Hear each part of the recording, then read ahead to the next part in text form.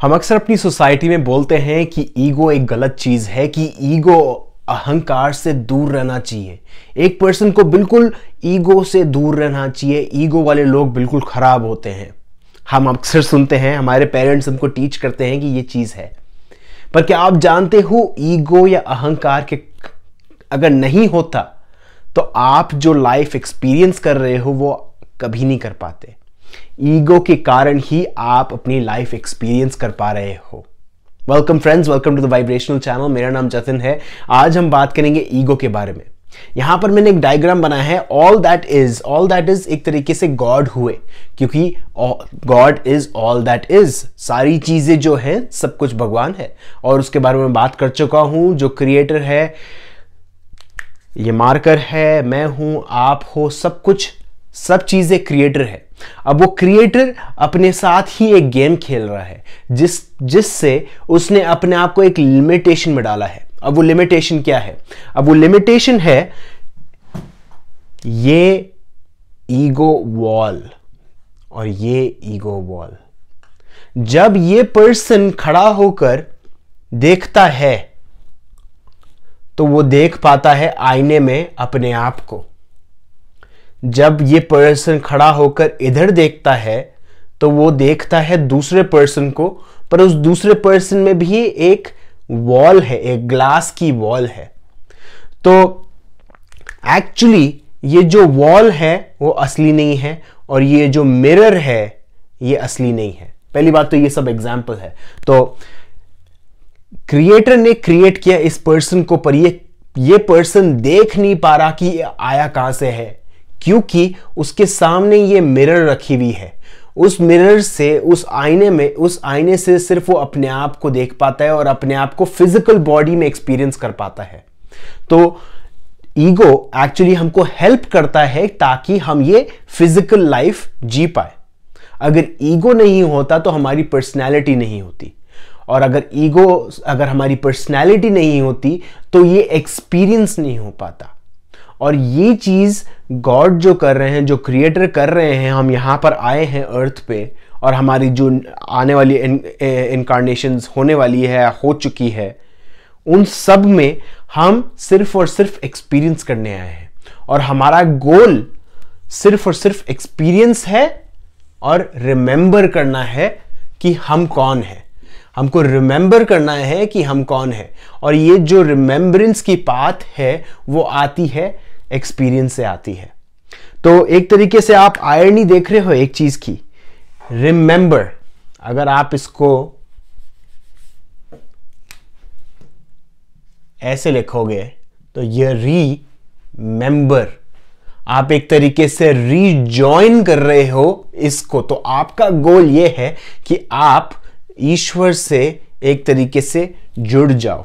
तो ये है गोल। अब वो गोल कर सकते हो पूरा ईगो के कारण, क्योंकि अगर ईगो नहीं होता तो आप इस लाइफ को एक्सपीरियंस नहीं कर पाते, और अगर आप एक्सपीरियंस नहीं कर पाओगे तो आप नहीं हो। तो यहां पर मान लो कोई नहीं होगा। फिर मैंने कल एक वीडियो डाला था एफर्मेशंस के ऊपर, कि मैंने बोला एफर्मेशंस जो हैं आपके ईगो से नहीं आने चाहिए। अब एफर्मेशंस जब भी आपके ईगो से आते हैं तब क्या क्रिएशन होता है? आपको ये लगता है कि आप अकेले हो इस दुनिया में, और आपके पास कोई भी हेल्प नहीं है, कि आप सबसे अलग हो। और जब वो अलग होने वाले इल्यूजन से अगर आप एफर्मेशंस बोलते हो, तब आपने एक तरीके से जो एक लैंड वायर आ रही थी, आप जो वायर्ड कनेक्शन था वो आपने काट दिया। पूरी तरह से काट तो नहीं सकते, बट आपने उसको हल्का सा डिस्कनेक्ट कर दिया है, ताकि आपको वो पूरी पावर नहीं आ रही जिससे आप मैनिफेस्ट कर पाओ। पर जब आप एफर्मेशंस अपने सोल लेवल पे बोलते हो, या जब अच्छे मूड में आकर बोलते हो, तब क्या होता है? तो ये जो लाइंस है, ये जो मिरर है, वो ब्लर्ड हो जाती है। ये जो ग्लास वॉल है ये भी ब्लर्ड हो जाती है। तब आपको रियलाइज होता है कि आप सब कुछ हो, और आप ऊपर वाले से मिले हुए हो, और इस यूनिवर्स को एक्सपैंड करने में हेल्प कर रहे हो। तब जब आप एफर्मेशंस बोलते हो इस पॉइंट ऑफ व्यू से, तब आपके एफर्मेशंस पूरे भी होते हैं, आपकी जो मैनिफेस्टेशंस है पूरी भी होती है, क्योंकि आपको ऐसा लगता है कि आप अकेले नहीं हो, आपके पास पूरी यूनिवर्सल पावर है जो आपको पुश करे जा रही है। और आप ये भी सोचते हो कि जो चीज आप चाहते हो अपनी लाइफ में मैनिफेस्ट करना, वो चीज भी चाहती है आपकी लाइफ में मैनिफेस्ट होना, और यूनिवर्स भी चाहता है वो चीज आपकी लाइफ में आए। तो वो 3 टाइम्स ज्यादा पावरफुल होता है एज अपोज टू अगर आप बोलो कि आई एम रिच या आई एम ब्यूटिफुल, या अगर आप बोलोगे कि I am making $10,000 a month, जबकि आप ओनली $1,000 अ मंथ कमा रहे हो। जब आप कभी भी ऐसे एफर्मेशंस बोलोगे तो आपकी पावर वीक होगी। पर अगर आप पावरफुल एफर्मेशंस बोलोगे कि circumstances do not matter, only my state of being matters, या I am thankful for God, अगर थैंक यू वाले एफर्मेशंस भी बोलोगे तो वो भी बहुत पावरफुल है। तो ये एक इंपॉर्टेंट चीज है। और एक और चीज यहां पर सोचना बहुत जरूरी है कि जब भी कोई बोलता है कि मैं अलग हूं या यूनिवर्स मेरी हेल्प नहीं करना चाहेगा, हम बॉलीवुड मूवीज देख के बड़े हुए हैं जिसपे हम देखते हैं कि हीरो जाता है मंदिर में और भगवान से लड़ता है कि तूने मेरे साथ ऐसा किया, मैं तेरे से बदला लूंगा, मैं तेरे मंदिर पे कदम नहीं रखूंगा। क्या पागलपंती है। मतलब एक तरीके से हमको ये चीजें सिखाई गई है हमारे माइंड में कि बदला लेना भगवान से। देखो, जो भी आप करना चाहो, भगवान आपके बदले से प्रोवोक नहीं हो रहे, कि ये नहीं हो रहा कि अरे यार वो बदला लेने वाला है, मेरे को कुछ करना चाहिए। कोई ऊपर वाला बैठकर ऐसे सोच नहीं रहा। तो जब भी कभी आप ये सोचते हो कि आप ऊपर वाले से अलग हो, या कभी भी आप ये सोचते हो कि भगवान हर किसकी हेल्प कर रहा है बट मेरी हेल्प नहीं कर रहा, तो आप सिंपली एरोगेंट हो, सिंपली रूड बिहेवियर दिखा रहे हो, क्योंकि उससे क्या हो रहा है, आपका ही नुकसान हो रहा है और कुछ नहीं हो रहा।